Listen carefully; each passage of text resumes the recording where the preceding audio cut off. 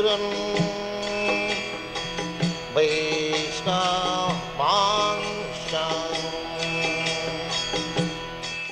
Krishna, my name is Tika, and I'm back again with the Bhagavad-gita as it is, translated and commented on by His Divine Grace A.C. Bhaktivedanta Swami Prabhupada. Yes, so this introduction here, it prepares us to enter the Bhagavad-gita with an unbiased mind, so that we are better able to, to absorb and utilize the knowledge that's given here. I will continue to read. This is the description of the spiritual world. In the effulgent rays of the spiritual sky there are innumerable planets floating.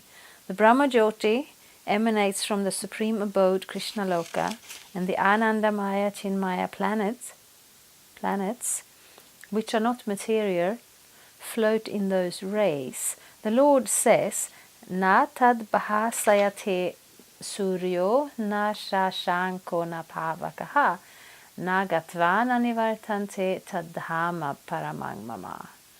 One who can approach that spiritual sky is not required to descend again to the material sky. In the material sky, even if we approach the highest planet, Brahmaloka, or to speak of the moon, we will find the same condition of life, namely birth, death, disease and old age. No planet in the material universe is free from these four principles of material existence.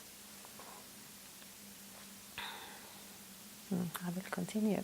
The living entities are traveling from one planet to another, but it is not that we can go to any planet we like merely by a mechanical arrangement.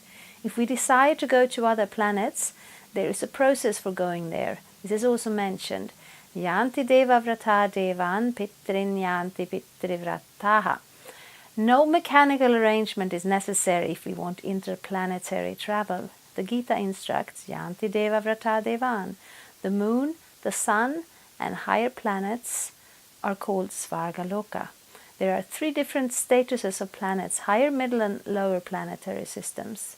The earth belongs to the middle planetary system. Bhagavad-gita informs us how to travel to the higher planetary systems, Devaloka, with a very simple formula. Yanti deva vrata devan. One need only worship the particular demigod of that particular planet, and in that way go to the moon, the sun, or any of the higher planetary systems.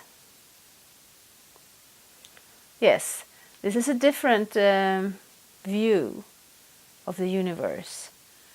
In this time especially, we have a very mechanistical worldview. We're thinking of the means, we're thinking of the material structure, and this here description is not exactly astronomy. It is more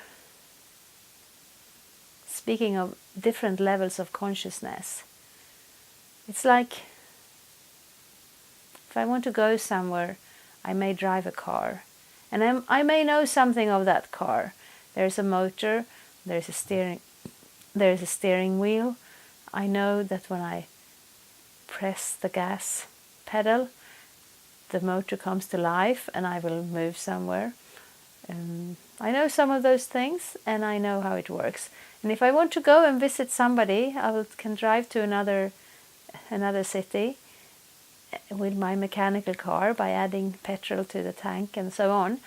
And this will work, but if I come there and I knock on the door and that person doesn't want to see me, I don't gain entrance to their home, because that is not a mechanical process. It is not a question of how able I am to open door handles, how able I am to drive my car.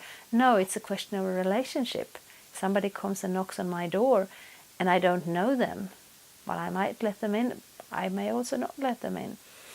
And in the same way, going to another planet, on this planet, we are living in these bodies that consist mainly of earth and water, if we speak in those terms. And even here, we are different. So when we think about other planets, we are thinking about astronomical studies where you take some form of telescope so you can extend the reach of your eyesight. And you will see planets, probably, yes. But you will not see very deeply into the life of that planet. You will not be able, just if we look on ourselves here, you can study this body, you can see skin, you can see bone, you can see hair. Certainly these things are part of a person's body, and they do exist, and you can study them and you can take them apart. Then there are other aspects. Our memories, our desires, our intelligence. You cannot find those things by looking at a person with a telescope. They are of a different quality and of a different nature. Also, even in this world, we have different bodies. We have human beings and animals. We are breathing with our lungs the oxygen in the air. Then we have plants. They do it the other way around. They somehow or another, they absorb our carbon dioxide. Carbon dioxide, I think. When we breathe out, that's the gas that we breathe out. The plants, somehow or another, they utilize that and they produce oxygen. So that's a system, it's working between us. But say we'd never seen plants. We know that oxygen is something we can breathe, something that we need, and that the gas we are breathing out is more or less useless for us. So then maybe we wouldn't be able to believe that there were such living entities that could utilize that gas. In the same way, on other planets, we may study with our telescopes and find, when we look for life on other planets, that's what they are looking for. Is there water, and is there some carbon-based life forms? But there are other life forms. But we find that even on this planet. I'm not a particular expert in this area. This is just things that I have seen in the news and so on, that sometimes our scientists find living entities in the most unexpected places, very deep down in the sea where the pressure is very high. Some living entities are there. In volcanoes, living entities are there. In some places where there is poisonous gas, there are living entities, and they live there because their bodies are different. In the same way, in the higher planetary systems, bodies are consisting of totally different elements than ours. So we don't find what we are looking for, because what we are looking for is what we are used to. So that is just in the material level. And the spiritual world, it is outside of this universe. It is outside of our capability of finding it. But the same principle is there. If we want to go to the higher planets, we need to establish a relationship with those who already inhabit those planets. We call them devas or demigods, and it is possible to worship them according to the Vedic understanding, and it is possible to gain entrance into their planets, not by rocket ship, but by aiming in that direction, performing the Vedic worship rituals in that understanding, and then when we leave this body, then we are welcomed onto that platform to their planets in that way. Of course, Krishna goes further. He doesn't recommend this. The knowledge is there, and for us to actually be able to enter into this spiritual knowledge, we may need to break free from our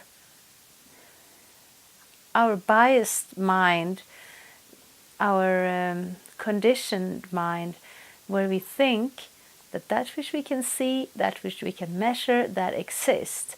Because that is not even true on the material platform. Because as we were saying, you meet the person and you may be able to measure their their weight or their breathing capacity. So many things you can measure. But how do we measure a person's intelligence? How do we measure a person's memories? How do we measure a person's capacity for love? This is totally beyond that mechanistic platform. And so in the same way, developing spiritual life, we need to go beyond our limited mechanical understanding of the world. And Bhagavad-gita is there, Krishna is giving this knowledge, and it is available to us.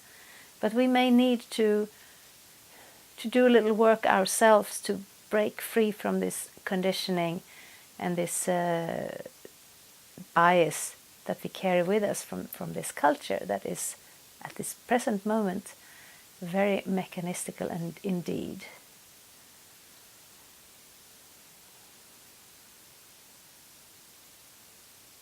Yes. Yet Bhagavad-gita does not advise us to go to any of the planets in the material world, because even if we go to Brahmaloka, the highest planet, through some sort of mechanical contrivance, by maybe traveling for 40,000 years, and who would live that long, we would still find the material inconveniences of birth, death, disease and old age. But one who wants to approach the supreme planet, Krishnaloka, or any of the other planets within the spiritual sky, will not meet with these material inconveniences. Amongst all of the planets in the spiritual sky, there is one supreme planet called Goloka Vrindavan, which is the original planet in the abode of the original personality of Godhead, Sri Krishna. And we are given, through its instruction, information how to leave the material world and begin a truly blissful life in the spiritual sky. Yes, so we are invited here. So the same idea is there. We do not go to the spiritual world by driving a car. No, we go there by establishing a relationship with Krishna and his devotees who already live there. So that we start by somehow or another approaching this knowledge. We may need to be a little bit introspective and to see, because we have a bias. We are, to a large extent, products of this culture, and there is no science. There is no science describing the soul, because the soul goes outside of that which is measurable. Nonetheless, the soul, which is us, that person who experiences things, who has consciousness, who has desires, and who has intelligence to make some plans and make some decisions in life, that person cannot be measured, and that person does not fit within that mechanistical worldview.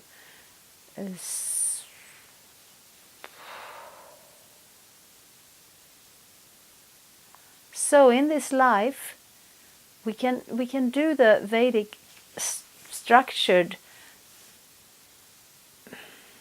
system of worshipping demigods, and then we know we are aiming for their planets and we are able to go there. But Krishna says, even if we go there, even if we go to the highest planet, it's still a place where birth, death, old age and disease take place, and it is temporary and we will have to leave. The spiritual world, on the other hand, has no such limitation. Inconveniences, Prabhupada says, it's a very good word. This birth, death, old age and disease, they are inconveniences. So then we can also plan for our eternal existence there. We can plan, we can study, we can learn something about Krishna, what it is like in that world, and how it is approachable by us and by which method. And then in this life and in the next, we know where we're heading. Or we can not plan, we can avoid that. We can just randomly live our lives. But even though there is no plan, we still build up a certain consciousness, we build up a certain karma, and when we leave this body, that consciousness that we reach at the time of death, it will also bring us to the next existence. But if we don't do the research, if we don't find out where we're going, if we don't make a conscious decision, if we don't make our own plan, then we will randomly end up somewhere else. So this is a good time. We are in the human body, we have some intelligence, we have some ability, so we can study the Bhagavad-gita And if we find that this is, how to say, this description of reality touches something in our heart, the Bhagavad-gita also gives us a method so we can practice our spiritual life since we are here in the human life form. So Krishna recommends that. Krishna says it's a very good idea. And I also say it's a very good idea. You should try it. Thank you very much. Hare Krishna. Thank you for watching. We aim for updates every Tuesday and Friday. Please come back. If you have any questions or comments, please leave them down there. We also have some links and information for you. And there is, of course, the subscribe button. Thank you. Hare Krishna. I'm a Hare Krishna, and I approve this message. Subscribe. Vandeham Shri Guru Shri Juta Padakamalang